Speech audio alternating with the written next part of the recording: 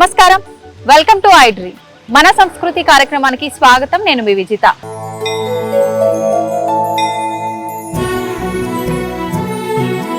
ప్రస్తుతం నేనున్నాను Visakhapatnam ISKCON temple దగ్గర. టెంపుల్ కి ముందు గనక చూసుకుంటే మనకు బీచ్ ఉంది, టెంపుల్ కి వెనుక ప్రాంతంలో చూసుకుంటే కొండ ఉంది. ఈ రెండింటి మధ్యన టెంపుల్ అంటే నిజంగా చాలా విశాలంగా చూడటానికి చాలా అద్భుతంగా ఉంటుంది కదా. మరి ఇంకెందుకండి ఆలస్యం, మనందరం కూడా ఖచ్చితంగా ఈ టెంపుల్ ని చూడాల్సిందే, స్వామిని ఆ కన్నయ్యని దర్శించుకోవాల్సిందే. అయితే అసలు ఈ టెంపుల్ కట్టడం వెనకాల అసలు ఎవరి ఆలోచన ఉంది, ఏంటి ఆ ఆంతర్యం ఏంటి, ఇలాంటి విషయాలన్నీ కూడా ఇప్పుడు మేడం ఉన్నారు, మాతాజీ నితాయ్ సేవిని మాతాజీ గారు, వారితో మాట్లాడి ఆలయానికి సంబంధించిన విషయాలన్నింటినీ కూడా అడిగి తెలుసుకునే ప్రయత్నం చేద్దాం.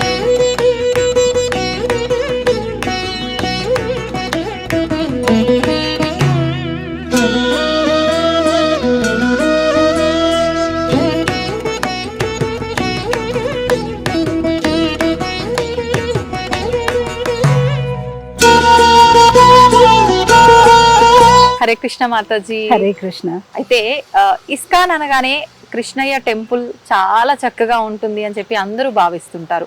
చూడటానికి ఎక్కువగా, వెళ్ళటానికి ఎక్కువగా ఇంట్రెస్ట్ చూపిస్తూ ఉంటారు. చాలా మనశ్శాంతిగా, పీస్ఫుల్ గా ఉంటుంది అని చెప్పి. ఎలాగో మనం టెంపుల్లోనే ఉన్నాం కదా మాతాజీ, మీరే మొత్తం టెంపుల్ గురించి మాకు ఎక్స్ప్లెయిన్ చేసుకుంటూ చూపిస్తూ ఉంటే చాలా బాగుంటుందని నా ఫీలింగ్. తప్పకుండా ఒకసారి మనం టెంపుల్ గురించి మాట్లాడుకుందామా మాతాజీ? సో ఈ టెంపుల్లో మనకి సీతారాం, లక్ష్మణ్, హనుమాన్, రాధాకృష్ణులు, జగన్నాథ్, గౌర్నితాయ్ ఆ విగ్రహాలు స్థాపించడం జరుగుతుంది. సో ప్రస్తుతం మనకున్న టెంపుల్ కి ఫస్ట్ ఫ్లోర్ లో మనకి టెంపుల్ ఉంది. ఈ సెకండ్ ఫ్లోర్ లో భాగవత్ సప్తా హాల్, అంటే కళ్యాణ మండపమైన భాగవత్ సప్తాలు చేయడానికైనా. అండ్ కింద మీరు ఏదైతే బేస్మెంట్ లో చూస్తున్నారో అక్కడ కృష్ణలీల, రామాయణ లీల, సో డయారమాస్ ఉంటాయన్నమాట. ఈ మధ్యనే అందరికి వాకింగ్ చేయడం అంటే చాలా బద్ధకంగా ఉంది. ఎయిర్పోర్ట్స్ లో కూడా ఇప్పుడు మనం జస్ట్ అలా నిలబడితే అది మనం తీసుకొని వెళ్ళిపోతుంది. అలా ఇక్కడ కూడా మీరు నిలబడితే మీరు డయారమాస్ అలా చూస్తూ వెళ్ళిపోవచ్చు అనమాట. మీరు వాక్ చేసే అవసరం ఉండదు. అలాంటి ఒక ప్రణాళిక వేసామన్నమాట. అండ్ అదే కాకుండా మనం ఒకటి స్పెషల్ ఏం చేస్తున్నామంటే ట్రామ్ రైడ్ టు గోలోక. అంటే అందరూ వైకుంఠం వెళ్తే వైకుంఠం వెళ్ళాలని కదా, సో ఎలా వెళ్ళాలి వైకుంఠ అంటే ట్రామ్ రైడ్ అనమాట. మీరు ట్రామ్ లో వెళ్ళిపోవచ్చు. సో మీకు అది ఎలా చూపిస్తామంటే, మీరు ఆ ట్రామ్ లో కూర్చోవాలి, మీరు లాంగ్వేజ్ సెలెక్ట్ చేసుకోవాలి మీ హెడ్ ఫోన్స్ తోని, మీరు ఏ భాషలో వినాలనుకుంటున్నారు. సో ఒకవేళ ఎవరైనా చెడు కర్మ చేస్తే నరకానికి వెళ్తారు. సో ఆ నరకం ఒక అనుభూతి ఆ ట్రామ్ లో మీకు ఇస్తామన్నమాట. కొంచెం వేడిగా ఉంటుంది, మీ ట్రామ్ ఇటు అటు అటు కదులుతుంది, అండ్ మీరు అన్ని విజువల్స్ చూస్తారు. ఎవరికో కాల్స్తున్నారు, ఎవరికో కట్ చేస్తున్నారు, అరుపులు. సో మీరు కూడా కొంచెం భయంగా ఉంటుంది డార్క్ రూమ్ లోనే. ఇప్పుడు 3D పిక్చర్స్ అలానే ఉంటుంది అన్నమాట. సో ఇప్పుడు ఎగ్జాక్ట్లీ మళ్ళీ మంచి కర్మ చేస్తే స్వర్గానికి, అది మళ్ళీ మీరు లోపలికి వచ్చినప్పటికీ లైట్, వెలుతురు, ఏసీ అంత చాలా హ్యాపీగా ఉంది, మంచి సువాసనం వస్తుంది అనమాట. అండ్ అది నరకం కాదు, స్వర్గం కాదు, మీరు వైకుంఠానికి అంటే గోలోకానికి వెళ్తే అక్కడ మీకు విష్ణుమూర్తి, శ్రీకృష్ణుడు, లాస్లీల అన్ని కనిపిస్తూ మీ మీద రోజ్ పెటల్స్ పడుతూ, సో అలాంటి ఒక ఎఫెక్ట్. సో మా ప్రయాసం ఏంటంటే ఇస్కాన్ టెంపుల్ అనేసరికి అది ఓన్లీ టెంపుల్ కాదు, ఒక ఎడ్యుకేషన్ సెంటర్. అక్కడ ఎవరైనా వచ్చినప్పటికీ ఓన్లీ వాళ్ళు ఒక మొగ్గలు కొట్టేసి కొబ్బరికాయ కొట్టి 10 రూపాయలు హుండీలో వేసి వెళ్ళిపోవడం కాదు, వాళ్ళ జీవితంలో వాళ్ళ నడవడికల్లో మార్పు రావాలి. కొంచెం ఎంతో అంత జ్ఞానాన్ని తీసుకువెళ్ళాలి. అసలు టెంపుల్ అంటే ఏంటి, భగవంతుడు అంటే ఏంటి, కర్మ అంటే ఏంటి, ఏం చెయ్యాలి, ఏం చెయ్యకూడదు. సో మా ఒక ఉద్దేశం ఏంటంటే ఆ 45 మినిట్స్ ట్రామ్ రైడ్ అయినప్పటికీ ఎవరైనా మనసులో అనుకుంటారు, ఈ టెంపుల్ నుంచి బయట అడుగు పెట్టినప్పుడు నేను చెయ్యను, నేను ఇంకా పాప కార్యాలు అయితే చెయ్యను, నేను భక్తి చేస్తాను అని ఆ ఒక నిశ్చయం, ఆ ఒక ఇన్స్పిరేషన్ వాళ్ళకి రావాలని మా ఒక అభిప్రాయం, ఒక ఉద్దేశం అన్నమాట. 45 మినిట్స్ ఉంటుందా? 45 మినిట్స్ రైడ్ అన్నమాట. సో టెంపుల్, తర్వాత కళ్యాణ మండపము, తర్వాత డయారమాస్, ట్రామ్ రైడ్, అండ్ చిన్నది ఒక మల్టీమీడియా థియేటర్ పెడుతున్నాము. ఆ థియేటర్ లోనే శ్రీల ప్రభుపాదుల వారు, అంటే కృష్ణ కృపామూర్తి అభయ చరణారవింద భక్తి వేదాంత స్వామి శ్రీల ప్రభుపాదుల వారు, ఆయన ఎలా ఇస్కాన్ ని స్థాపించారు, ఆయన ఒక జీవిత చరిత్రం. ఎందుకంటే కృతజ్ఞతలు అనేది చాలా ఇంపార్టెంట్. ఈ రోజు మనం ఈ భక్తి జీవితంలో ఉన్నారు, ఇంతమందికి భగవంతుడి గురించి తెలిపించిన ఆయన ఒక కష్టం వల్ల ఆయన ఎంత కష్టపడారు. సో ఎవరైనా టెంపుల్కి వస్తే ఒక 35 మినిట్స్ అనమాట వాళ్ళకి ఆ మూవీ మొత్తం చూపిస్తాం. ఎలా అయినా కష్టపడారు, ఎలా అయినా ఒక $8 చేతిలో పట్టుకొని అమెరికా వెళ్ళి ఎంతమందిని భక్తులుగా తయారు చేశారు. సో దానికి ఒకటి ఉంటుంది. అది కాకుండా మేము నీళ్ళ కింద ధ్యాన మందిరం అని ఒక phase 2 లో తయారు చేస్తున్నాము. అది ఏంటంటే మీరు చూసి ఉంటారు, ఇప్పుడు సింగపూర్ లో ఇక్కడక్కడ అక్వేరియంస్ లాగా పెడుతున్నారు, చేపల్ని చూపిస్తున్నారు. అలా కాకుండా ఈ నీళ్ళ కింద ధ్యాన మందిరంలో మీరు లోపలికి వెళ్ళినప్పటికి మీరు నీళ్ళలో జరిగిన కృష్ణ లీలలు చూపిస్తాం. లైక్ ఇప్పుడు ఎలా అక్రూరుకి విశ్వరూపం చూపించారు, కాళియా పాముతో ఎలా నృత్యం చేసుకున్నారు, అలాంటి అన్ని లీలలు మీరు చూస్తూ ఈ ధ్యాన మందిరంలో మీరు కూర్చొని జపం చేసుకోవచ్చు. సో అది phase 2 లో వస్తుంది అనమాట. అండ్ అది కాకుండా చిన్న వేదిక్ ప్లానిటోరియం. సో ఆ ప్లానిటోరియం ఏంటంటే ఇప్పుడు అసలు సృష్టి అనేది ఎలా జరిగింది, ఇదేం బిగ్ బ్యాంగ్ థియరీ కాదు. అసలు బ్రహ్మ ఎలా భగవంతుడు ఒక నాభి నుంచి బయటికి వచ్చారు, ఎలా బ్రహ్మ ఈ మొత్తం సృష్టిని చేశారు, అది వైజ్ఞానికంగా అంటే సైంటిఫిక్ గానే మొత్తం అంతా ఎక్స్ప్లెయిన్ చేస్తూ స్టూడెంట్స్ కోసం, కాలేజ్ గోయింగ్ పీపుల్ కోసం అసలు according to our scriptures planets ఎలా ప్లేస్ అయి ఉన్నాయి, ఎక్కడ ఏ గ్రహాలు ఉంటాయి, మన వేదిక భాగవతం ప్రకారం భగవంతుడు ఒక లోకం ఎక్కడుంది అదంతా ఎక్స్ప్లెయిన్ చేయడం కూడా జరుగుతుంది. సో మా ఒక ఉద్దేశం ఏంటంటే ఒక 5-year-old బేబీ నుంచి ఒక 85-year-old పర్సన్ ఇస్కాన్ విశాఖపట్నం లోపల అడుగు వేస్తే వాళ్ళందరి కోసం ఏదో ఒకటి ఉంటుంది. Something to know, something to learn. So already ఒక చిన్న సండే స్కూల్ పిల్లలకి భగవద్గీత స్టోరీస్ నేర్పించడానికి, అండ్ ధ్రువ మహారాజ్, అంబరీష్ మహారాజ్, ప్రహ్లాదుడు, నరసింహ లీలలు చూపించడానికి ఒక థియేటర్. ఎందుకంటే మామూలుగా సినిమాలు చూడడానికి థియేటర్స్ కి ఐనాక్స్ కి వెళ్తున్నాం, ఇక్కడికి వచ్చి ఆ మహాపురుషులు ఒక లీలలు చూడండి, అదే ఆ థియేటర్ ఒక అంబియన్స్ లోని వాళ్ళ గురించి చూడండి. ప్లస్ ఇక్కడ మేము ఒక చిన్న గోవిందాస్ అన్నమాట, ఎక్కడైతే ఇస్కాన్ ఉంటుంది అక్కడ కర్మ ఫ్రీ డయట్, అంటే మనం ఏం తినినా కూడా దానికి కర్మ ఉంటుంది కదా, మంచి చెడు. కానీ భగవంతుడికి నైవేద్యం పెట్టి తినడానికి కర్మ ఉండదు. సో కర్మ ఫ్రీ ప్రసాదం, లేదా మీరు గోవిందాస్ రెస్టారెంట్ అనొచ్చు, లేదంటే కర్మ ఫ్రీ హాల్ అనుకోవచ్చు, అన్నదానం హాల్ లాగా అది కూడా పెట్టడం జరుగుతుంది. ఎందుకంటే ప్రతి ఎవ్రీడే అన్నదానం హాల్ అయితే ఎలాగో ఉంటుంది, వచ్చిన వాళ్ళందరికీ ప్రసాదం. అది కాకుండా ఇప్పుడు పిల్లలు ఉన్నారు, వాళ్ళకి సాధారణంగా సమ్ ఏదో జంక్ ఫుడ్ తినాలని ఉంటుంది, కొంచెం వెరైటీగా. సో ఆ వెరైటీగా బయట రెస్టారెంట్స్ లో తినకుండా ఇక్కడే అది భగవంతుడికి నైవేద్యం పెట్టి తినండి ఏదైనా. సో అక్కడ అంటే పిల్లలకి మళ్ళీ భగవంతుడి వైపు ఆకర్షించాలంటే వాళ్ళకి ఇష్టం వచ్చిన కూడా కొన్ని ఐటమ్స్ పెట్టి ఉండాలి. సో అది కూడా త్వరలోనే రెడీ అవుతుంది. సో ఈ మొత్తం కాంప్లెక్స్ లోని టెంపుల్స్, కళ్యాణ మండపమ్స్, halls, restaurants, dioramas, theatre, tram ride, planetarium, underwater meditation hall, and ఇక్కడ మొత్తం అంతా గార్డెన్. త్వరలోనే ఇదంతా టెంపరీ స్ట్రక్చర్ ని ఇచ్చేసేసి ఇక్కడ 350 కార్స్ కి parking. So this whole place already మనకి గెస్ట్ హౌస్ ఉంది, around 100 rooms guest house. So the whole plan is that anybody ఎవరైతే ఈ టెంపుల్ కి వస్తారు there is something for them. Food lovers కి ఓకే, మాకు ఆధ్యాత్మికత ఓన్లీ ఫుడ్ ఇష్టం అంటే సరే ప్రసాదం తినండి, ఏం అవసరం లేదు, ఓన్లీ భగవంతుడు ప్రసాదం తినండి. లేదు కొందరికి లేదు మాకు జ్ఞానం, నాకు ఇంకా నేర్చుకోవాలి, వాళ్ళ కోసం ఒక ఆడియో వీడియో లైబ్రరీ, వాళ్ళు ఎప్పుడు కావాలి వచ్చి ఈ లైబ్రరీలోనే ఉచితంగా భగవద్గీత, భాగవతం, పురాణాలు, శాస్త్రాలు చదవచ్చు. ఎవరికైతే వినాలని ఇష్టం వాళ్ళు వచ్చి భాగవతం ప్రవచనం వినొచ్చు, ఎవరికైతే భజన్స్ అయితే ఇష్టం వాళ్ళు భజన చేసుకోవచ్చు, ఎవరైతే ఆ విగ్రహాలు దర్శనం చేయడానికి ఆనందిస్తారు వాళ్ళు భగవంతుడు ఒక అలంకారం చూసుకోవచ్చు.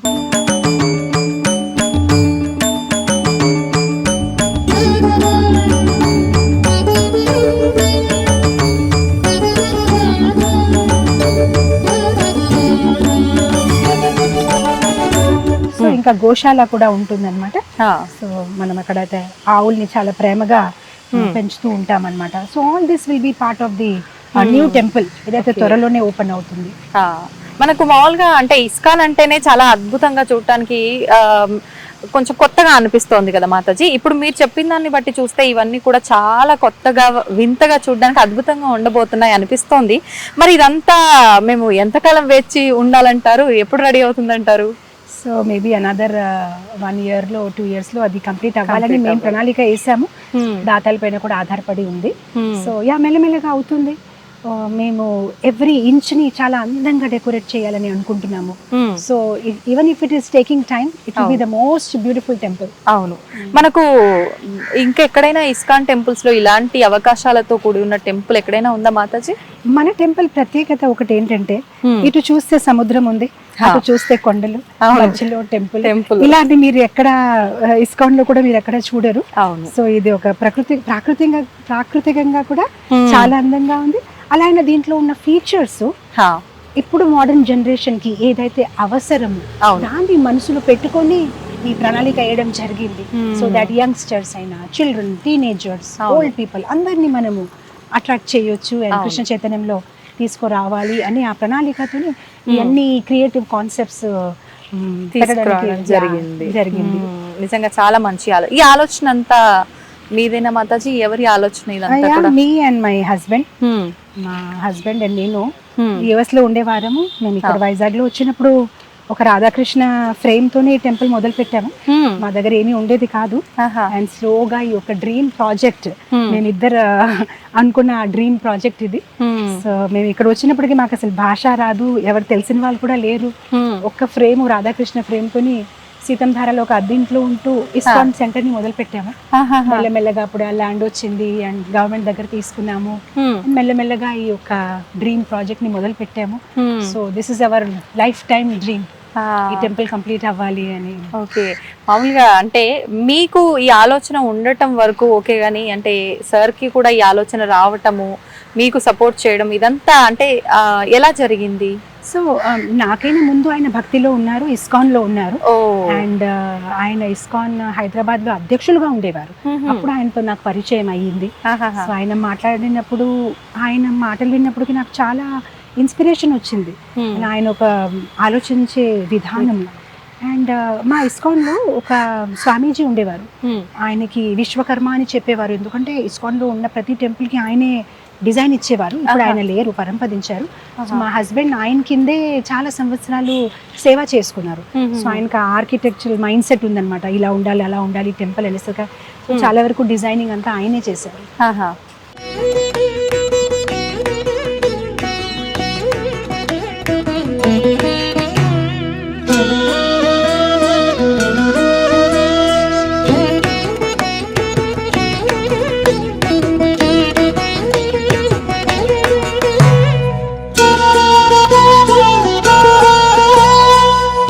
సార్ది చాలా సపోర్ట్ ఉందని చెప్పారు. అయితే మామూలుగా మీరు చెప్పిన దాన్ని బట్టి ఆధ్యాత్మిక వైపు ఉన్న వాళ్ళకి ఎక్కువ దానికి అనువుగా ఉండే ఒక పర్సన్ నే వాళ్ళ లైఫ్ పార్ట్నర్ గా తీసుకురావడం, ఇదంతా భగవంతుడు ఒక క్రియేటివిటీని అనుకోవాలంటారా? తప్పకుండా.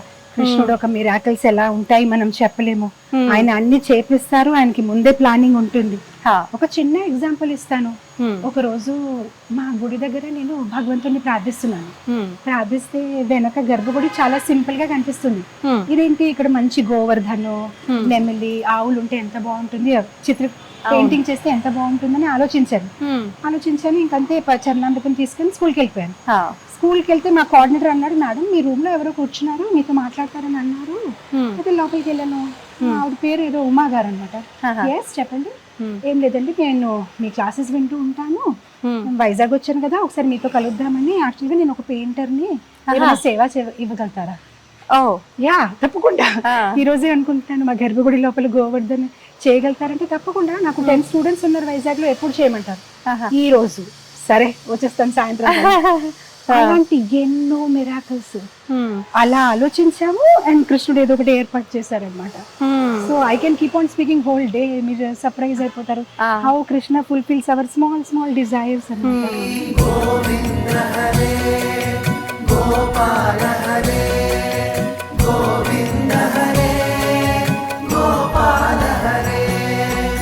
మాతాజీ మన వెనకాల కనిపిస్తున్నారు స్వామివారు, ఆయన కూడా కృష్ణుడేనా మాతాజీ? ఎవరైనా గోవర్ధన్.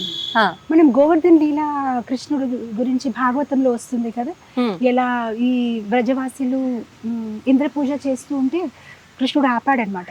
మీరు ఎందుకు ఇంద్ర పూజ చేస్తున్నారు, గోవర్ధన్ ని పూజ చేయండి, ఎందుకంటే ఆ గోవర్ధన్ గిరి ఆవుల్ని పోషిస్తుంది, మన్ని రక్షిస్తుంది. అలా చేయడం వల్ల వ్రజవాసులు ఒప్పుకున్నారు. ఒప్పుకున్నప్పటికి ఇంద్రుడికి వచ్చింది కోపము. అప్పుడు తను ప్రళయ ఆ, మేఘాల్ని వర్షం కురిపించాడు, ప్రళయ మేఘాల్ని పంపించారు. పంపించినప్పటికీ అప్పుడు అందరు వెళ్ళి కృష్ణుడితో అన్నారు, చూసావా ఇప్పుడు నువ్వు ఇంద్రుడికి కోపం తెచ్చావు, ఇప్పుడు నీ గోవర్ధన్ మమ్మల్ని రక్షిస్తాడా ఏంటి, ఎందుకు రక్షించడు అని కృష్ణుడు వెళ్ళి వెంటనే గోవర్ధన్ని ఎత్తారు.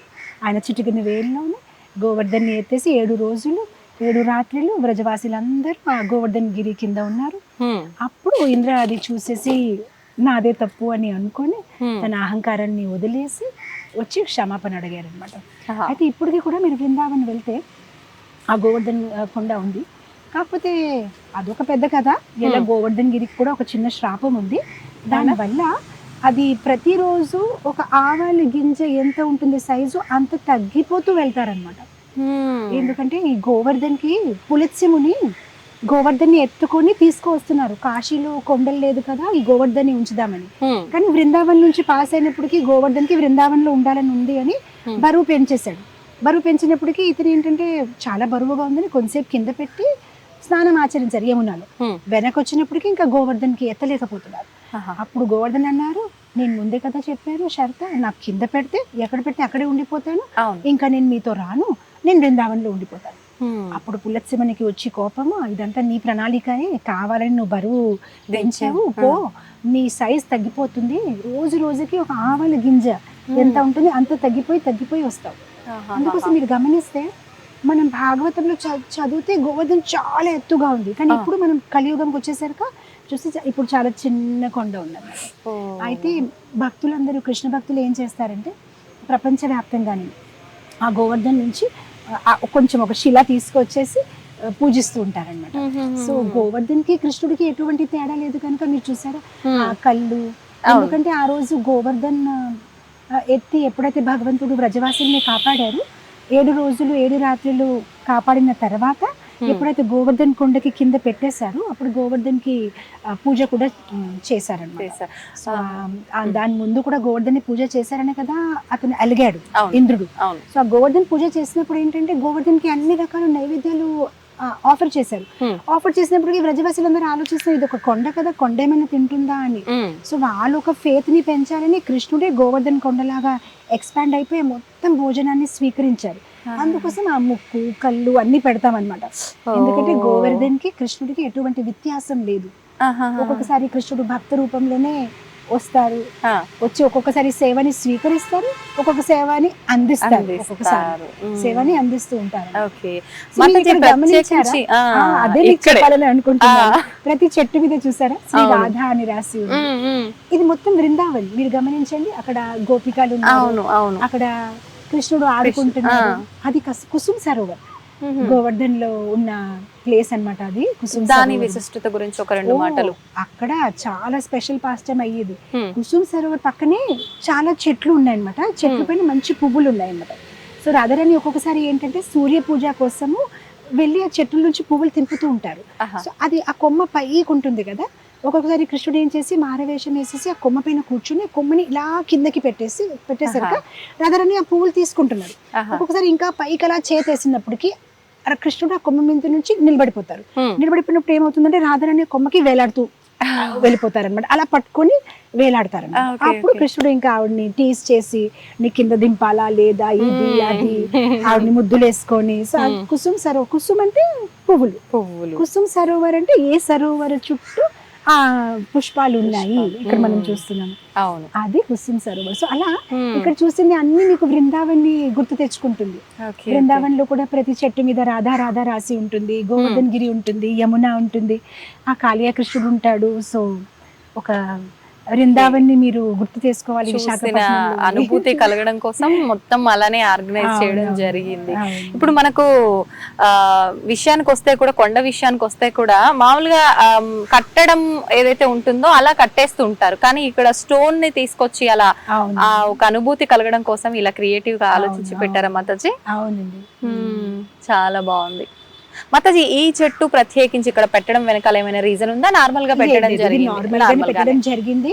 కాకపోతే ఇంకా టెంపుల్ కడుతున్నాం కనుక ఫ్యూచర్ లో కదంబ చెట్లు, తమల్ చెట్లు, ఏదైతే కృష్ణుడికి ప్రియమైన చెట్లు అదంతా ప్లానింగ్ లో చేయడం జరుగుతుంది. టెంపరీగా తయారు అవును. చేయడం జరిగింది. ప్రస్తుతానికి అంటే మనకు అవును. భవన నిర్మాణంలోనే ఉంది ఉంది కాబట్టి కాబట్టి, ఇలా అవును. ఓకే. అయితే మీరు చూస్తే కృష్ణా అనేసరికి నెమలి ఉంటుంది, అలానే మీరు చూస్తే ఆవులు ఉంటాయి, అవును, కోతులు ఉంటాయి. కోతులు ఉన్నాయి. ఇక్కడ మనకి ఒక గోశాల కూడా ఉంది. ఓకే. అక్కడ మనం ఆవుల్ని బాగా ఎన్ని ఆవులు ఉన్నాయి మాతాజీ? ఇప్పుడు మనకు ఒక 50 ఆవులు ఉన్నాయి. 50 వరకు ఉన్నాయి. సో ఆ ఆవుల్ని కూడా మేము చాలా ప్రేమతో వాళ్ళని, కృష్ణుడికి ప్రేమైన అవును అవును. ఆవులు అన్నమాట. ఆ, ఓకే.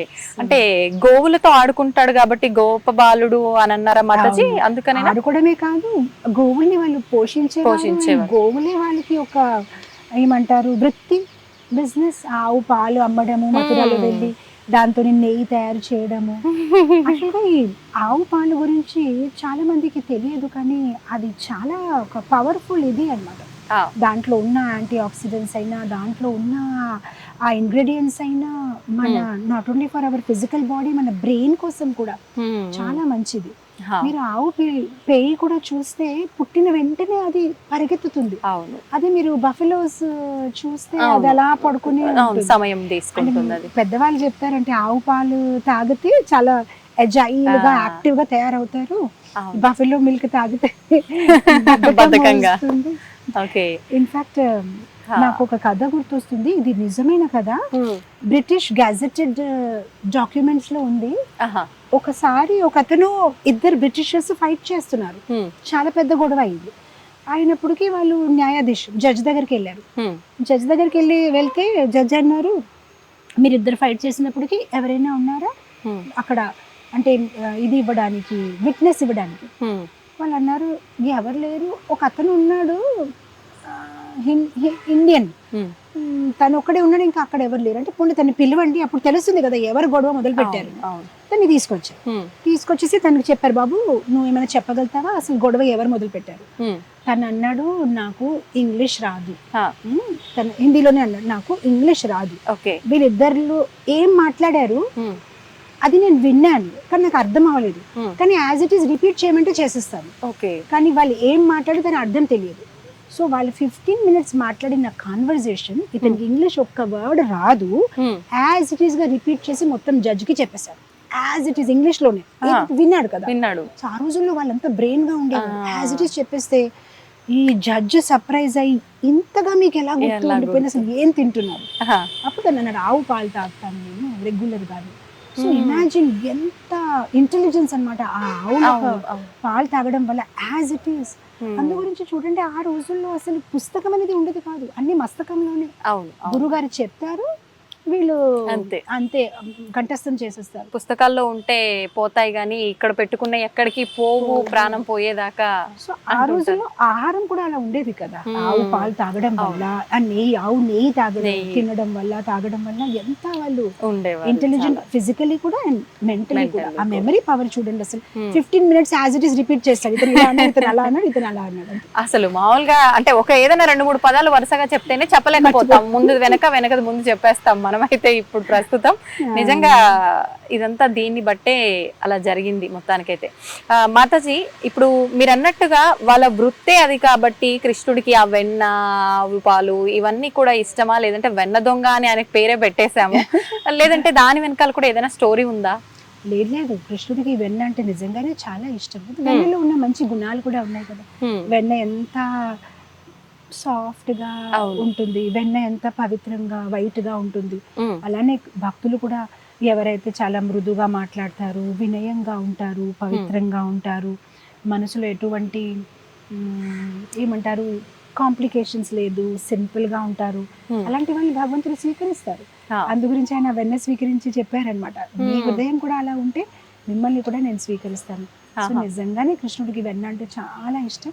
అండ్ వెన్న దొంగిలించేవారు, మనకి తెలుసు దొంగిలించడం అంటే ఆ గోపికలే పిలిచేవారు, ఓ దేవాది దేవుడు రండి మా భోగాన్ని స్వీకరించండి. ఆయన వచ్చారు, వస్తే వాళ్ళు తిట్టేవారు, వాళ్ళు తెలియదు కదా కృష్ణుడే దేవాది దేవుడు, ఎవరికైతే మేము రోజు ప్రార్థిస్తున్నాము. ప్లస్ పూర్వంలో ఎన్ని జన్మాల నుంచి గోపికలందరూ ఋషిగా మునిగా ఉండేవారు. త్రేతాయుగంలో రాముల వారు అవతరించినప్పుడు అప్పటి నుంచి కోరుకున్నారు, తల్లిగా ప్రేమిస్తాను, ఎవరో భార్యగా ప్రేమిస్తాను అనుకున్నారు, ఎవరో ఒక సఖిగా ప్రేమిస్తాను అనుకున్నారు, ఎవరో చెల్లిగా ప్రేమిస్తాను అనుకున్నారు. అందరూ ఒక కోరికల్ని కృష్ణ రూపంలోనే, కృష్ణ అవతారంలో ఆయన తీర్చేశారు. అవును అవును. సంతోషం మాతాజీ. మనం గోశాల కూడా చూద్దామా ముందుకెళ్ళి? తప్పకుండా రండి.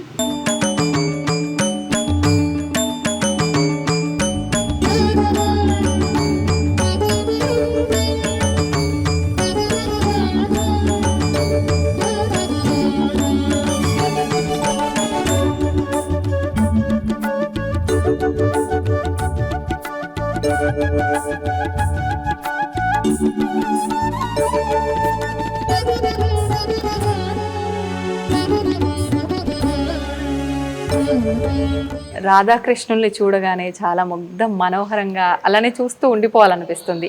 అంటే ఇప్పుడు స్వామివారిలో రాధాదేవిలో కళ ఉన్నప్పటికీ మనం అలంకరించే విధానంలో కూడా ఇంకొంత కళ సంతరించుకుంటుంది అనే చెప్పాలి. నిజంగా వాటన్నిటి గురించి అలంకరణ విషయంలో కానీ మామూలుగా మనం ఆలయాల్లో చూస్తుంటాం, కొన్ని ప్రత్యేకమైన రోజుల్లో విశేషమైన పూజలు జరగటం, విశేషమైన అలంకరణలు జరగటం చూస్తుంటాం. ఇక్కడ రాధాదేవికి కన్నయ్యకి ఎలాంటివి జరుగుతూ ఉంటాయి వాటన్నిటి గురించి? తప్పకుండా. అయితే మీరు ఇక్కడ చూస్తున్నారు రాధా దామోదర్. మీరు గమనిస్తే ప్రతి ఇస్కాన్ టెంపుల్ కి విగ్రహాలకి వేరే వేరే పేర్లు ఉంటాయన్నమాట. రాధా దామోదర్, రాధా మదన్ మోహన్, రాధా కుంజ బిహారీ, రాధా రమణ్, రాధా గోవింద్, రాధా గోపీనాథ్ అలా ఉంటాయి. మా విగ్రహాల పేరు రాధా దామోదర్. అంటే అలా ఎవరికి నచ్చినట్టుగా వాళ్ళు గురువులు ఇస్తారు.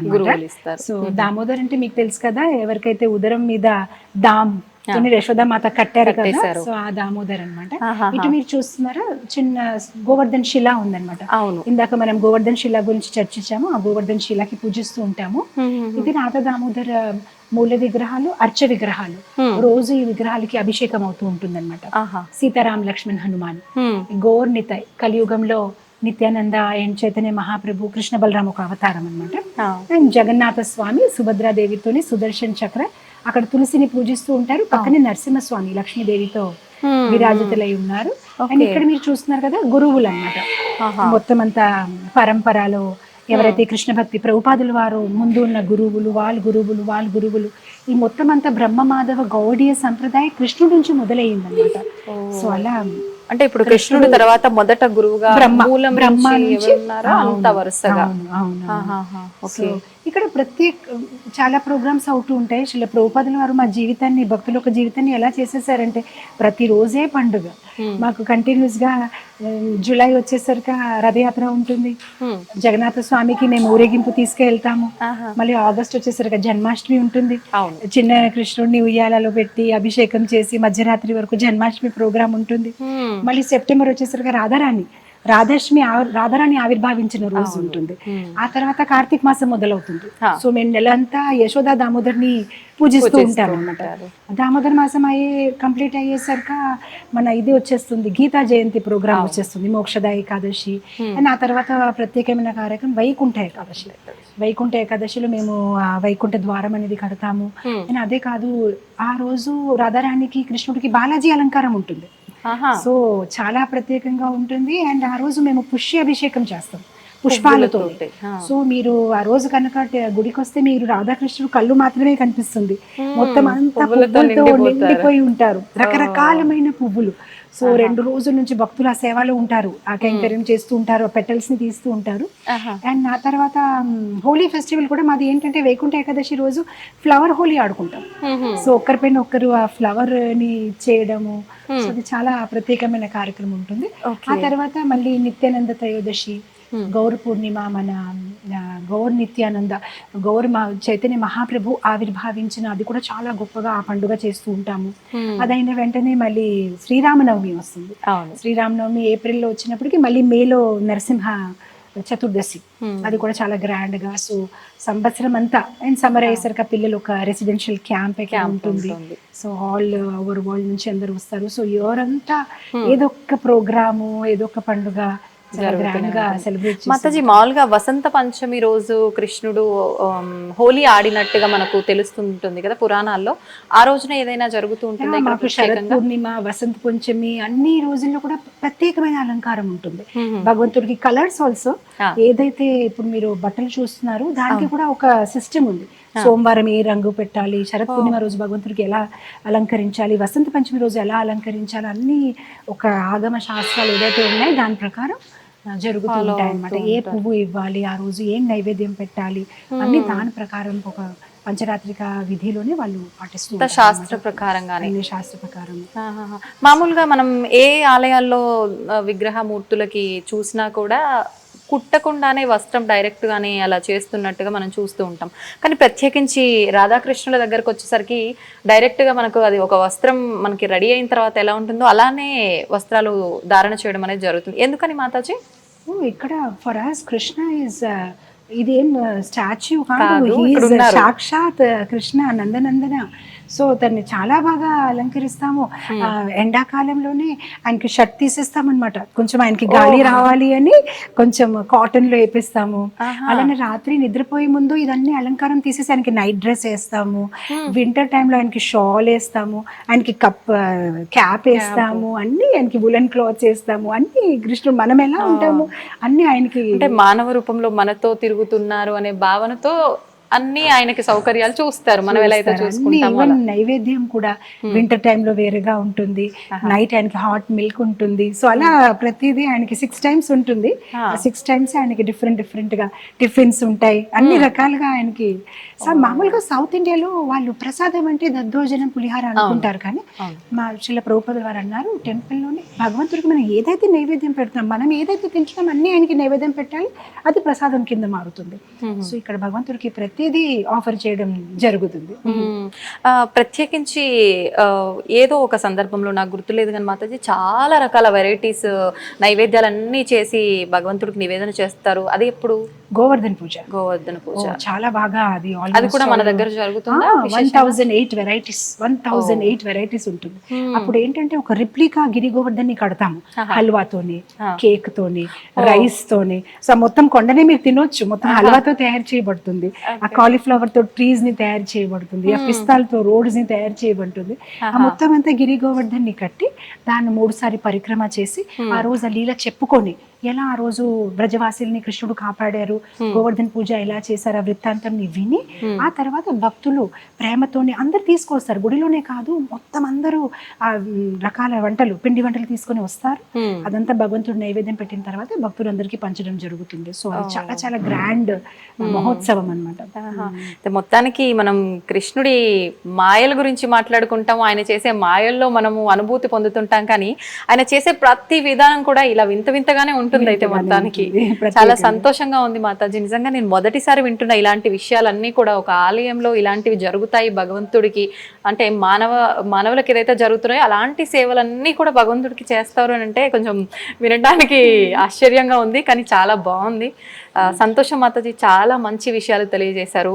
మాతో పాటు మీరు ఉండి అంతా మాకు తిప్పి చూయించి చాలా మంచి విషయాలన్నీ కూడా తెలియజేశారు మాతాజీ.